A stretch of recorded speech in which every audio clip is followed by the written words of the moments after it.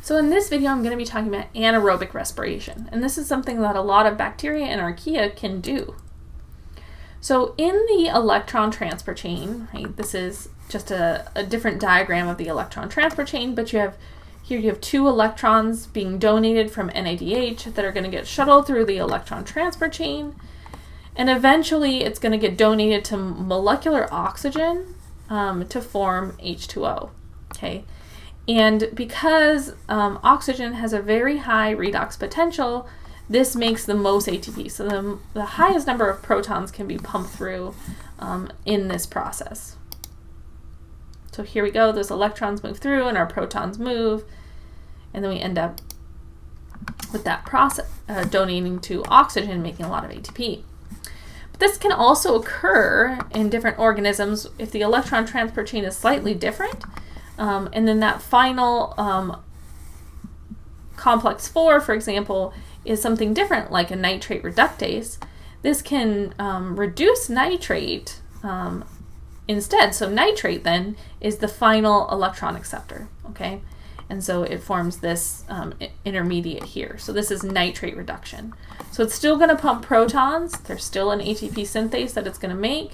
It just may not pump as many protons as if oxygen were the final electron acceptor, because oxygen has the highest redox potential. Okay, you can also get this with a lot of other donor final electron acceptors. So here's one with sulfate. So sulfate's the final electron acceptor to make H2S, okay?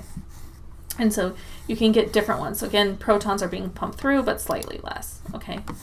So potential energy yield is different with a different electron acceptor. So you have the highest potential energy or highest energy yield when oxygen is the final electron acceptor.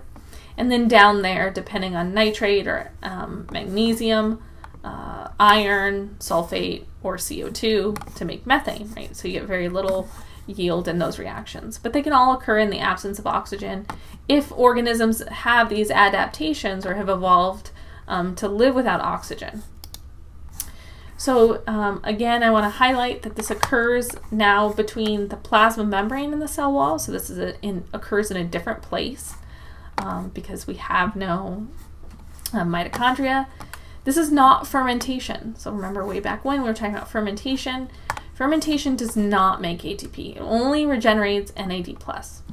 But these processes of aerobic respiration do generate ATP. Okay, and they use electron acceptors that are different than oxygen. So when something has a lower redox potential than oxygen, it results in less potential energy transfer. So that proton gradient is less concentrated and less ATP is made. But these are perfectly great adaptations for organisms that need to live without oxygen. So I look forward to seeing everyone in class. Thanks, bye.